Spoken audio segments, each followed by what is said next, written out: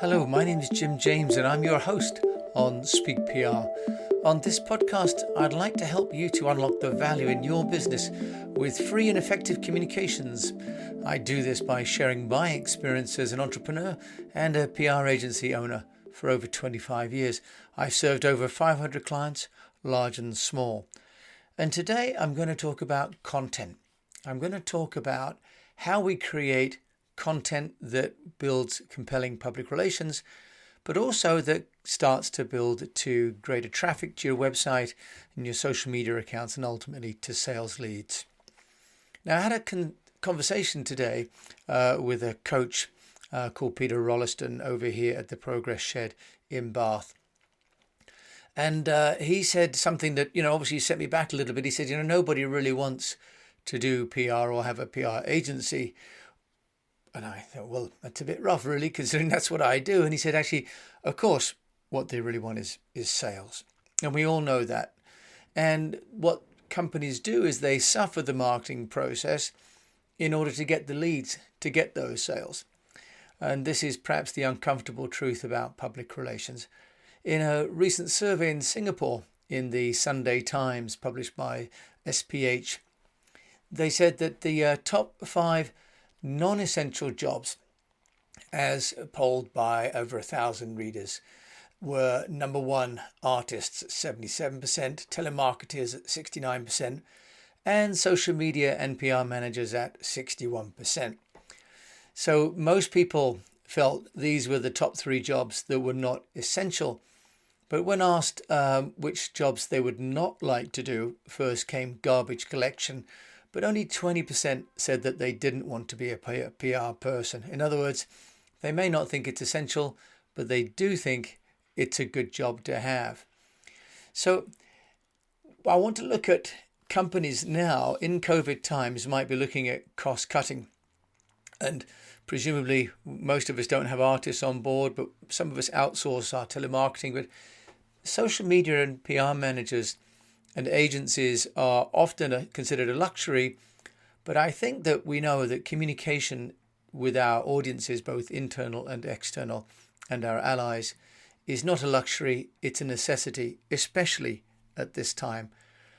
So if we're cutting these non-essential jobs from payroll, including perhaps the PR person, or we're not considering bringing them on, what can a business do instead in order to get noticed?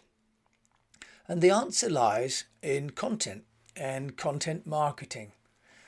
Now, the role of content is important in any company because in marketing, we all start with search. These days, really, all marketing starts with people going to Google or in Asia to Baidu in China. So unless we're seeing advertising somewhere offline or sponsorship offline, by and large, most of us are looking for things by starting with the search box. So content is important because it's the content that brings us the search engine rankings, both organic and linked. Now, one chap called Ronnie Nimja said that he grew his stress management practice from 0 to 25,000 unique visitors per month to his website, which is pretty impressive, with just some simple content marketing techniques, all from free Google traffic. So in other words, he let the website content do all of the heavy lifting and the drawing in of leads and creating the kind of noise about what he was talking about, in his case, stress management, so that he could bring leads through his funnel to get clients. Now, Ronnie set up a business in 2008 for health and wellness providers, and it was called PLR. Now, PLR stands for Private Label Rights, and what that means is that you can pay money and you can use all of these 14,000 plus pieces of content on your website or in your courses or on your social media once you've paid for them, and you can use them without giving credit to the author. So this means that for those people and companies that need to have, for example, course content or blog content, and don't have the people to author it, you can get it for your site and for your course and for your community by paying a small amount of money. So you can start off by just buying a few credits at 99 cents per credit, or you can move up to annual plans of 400, 800, and 2,500 credits.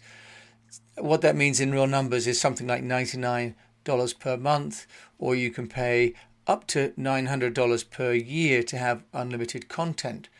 So with this catalogue, mainly covering health, wellness, but also now expanded to business, for example, in coaching, you're really free to start with all the content that you would need for your site, but it includes actually courses that we can use, that you can monetize.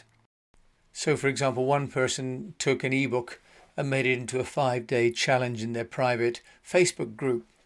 So if you have a community of customers, or you can even use this for press relations as articles, but not the content developer or the writer, you don't want to go to Upwork or Fiverr or one of these other places, the website plr.me, that's plr.me, is a really great place to start. Now, there are a number of other places that we can go to get content for free, but obviously has varying degrees of quality. One is called amazines.com, and there are tens of thousands of articles on there, and they're written by aspiring authors and people that would like to provide some free sample work so that you can then contract them to write longer articles. So all manner of content categories on amazines.com. Now, if you're looking for media files, pictures and so on, a great one is called commons.wikimedia.org.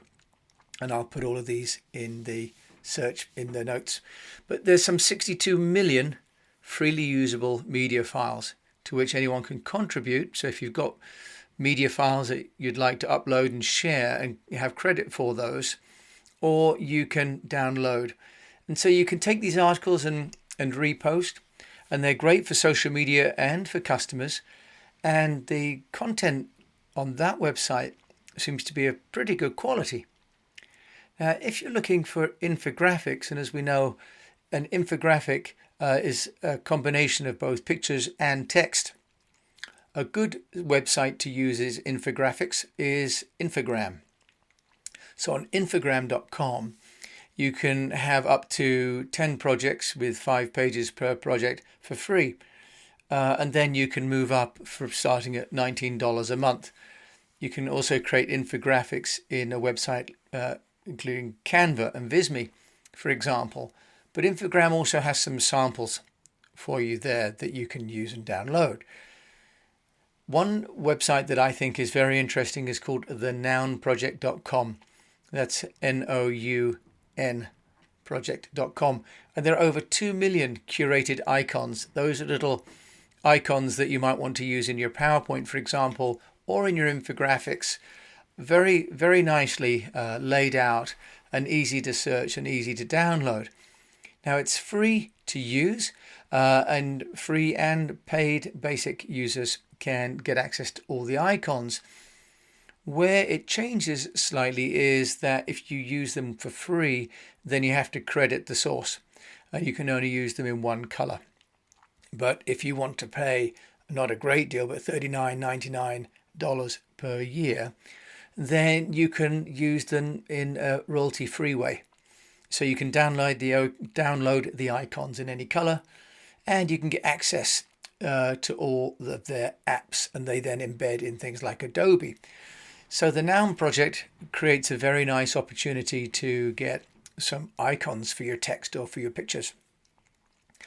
Now, if you are thinking you'd like to create your own content but don't know where to start, which is a conversation I had with one entrepreneur recently, HubSpot.com, which is the inbound marketing website, have quite an interesting tool. It's called the Blog Topic Generator. And they will create for free 5 different kind of headlines if you put in some nouns. I put in 5 words and I got back the following. I got back expectations versus reality. Will expert ever rule the world? The next big thing in public relations consultant. International explained in fewer than 140 characters. And this week's top stories about COVID. Now, those grammar errors are actually in the text, not just me stumbling through them. So they need a bit of polishing, but it does give perhaps 5 different ways of looking at the same topics, which might prompt what you might like to do. Now, if you're looking for articles that have already been written, which of course makes a great deal of sense, but are already appearing in established websites, a good service that I personally like and use is called scoop.it. And it's free for individuals, so you can get a free account. And what I use it for is to get sort of a curated list of editorial that's appearing around the world. So you can discover, select and editorialize, but also what you can do is redistribute this content. There's a business account as well. And what it enables you to do is to have the search engine, a bit like Google Alerts has done, to go around the world and to bring you that content. But on the business platform, it enables you then to reshare that content through your own website with a plugin to WordPress, but also through your social media channels. That's really making it almost a straight through process. So if you've defined who your audience is, be it your internal audience, your staff, if it's your partners, or if it's your customers, as we say, the 3 different audience groups, scoopit.it creates a steady stream, an automated stream of curated content of considerable value because it already appeared in mainstream publications and platforms. So this idea of curation of content and automation of distribution is really important. Now, this is all good and well, but I started the conversation by saying that marketing starts now with search. So if we have good content on our website, or we're redistributing other people's content, where the real benefit comes from in terms of content is if it can be placed in those top ranking websites. But what we also want to think about, and this is where it comes back to our PR people, is can we get our articles placed in mainstream media? Now, there was a case study of Mint, the software, where they were creating fantastic blog content, but the founders credited their success coming from Gawker Media, the owners of Lifehacker and Gizmodo, because whilst they had great content on their website, they didn't have anybody looking for their website. So the role of public relations and the consultant that you might hire or may not have hired is to take this great content that you've generated, either through getting one of these outsourced providers or content that you found as a combination of graphics and infographics and video from these various sites I've mentioned. But then you want to take it to where there is the traffic. So websites like Reddit, for example, or StumbleUpon, or big mainstream media like Huffington Post, or any of the ones that I've mentioned in previous podcasts, this is where the traffic is going to come from. So the idea of generating content and having it on your website is great, and it will help with SEO and some inbound marketing. But having created this great product, which is this great content, we need to take it to where people are. And of course, this is always the essence of why people want to advertise on big newspapers or television, because what they're really buying is the audience. So as we create great content, thought leadership for our own business, and we put that onto our website and through our own social media channels, we also want to look at which of that original content can we use to get noticed, to get that pitch to the local editor or journalist. Because as we've mentioned before, those journalists are very short on time and they're looking for quality content. That quality content can be generated from your own ideas, but prompted and augmented by the content you can get from these other websites that I've mentioned. And as we know, infographics, video complement text and really help to make an article or a piece come to life. So I started off by saying that companies often think about PR not because they want it, but as a necessary evil. But actually, publicity is the beginning of the sales process. If no one knows about a company, the chances of them buying from it are pretty limited. So we have to generate awareness and then intention and then desire and then action. And we can do that by sharing through quality and engaging content across multiple platforms. And today I've shared with you ways that you can either create that yourself, augment it, or buy it, so that you can get a steady stream of content in what we call the Active Communications Index for Speak PR, which is where there is consistency of content going out. And for most of us, that's a huge challenge. But the good news is that there are plenty of platforms and technologies that can make that job a lot quicker, a lot easier, and not any more costly. So thank you for listening to this episode of Speak PR. I hope this conversation about content curation is of value and helps you move along this week. In the meantime, if you'd like more information about EastWest PR, do come to our website, eastwestpr.com. We have a weekly newsletter and, of course, this Speak PR podcast. My name is Jim James. Until we meet again, I'd like to thank you for tuning in, and I wish you the best of health, a profitable business, and that you keep on creating and communicating.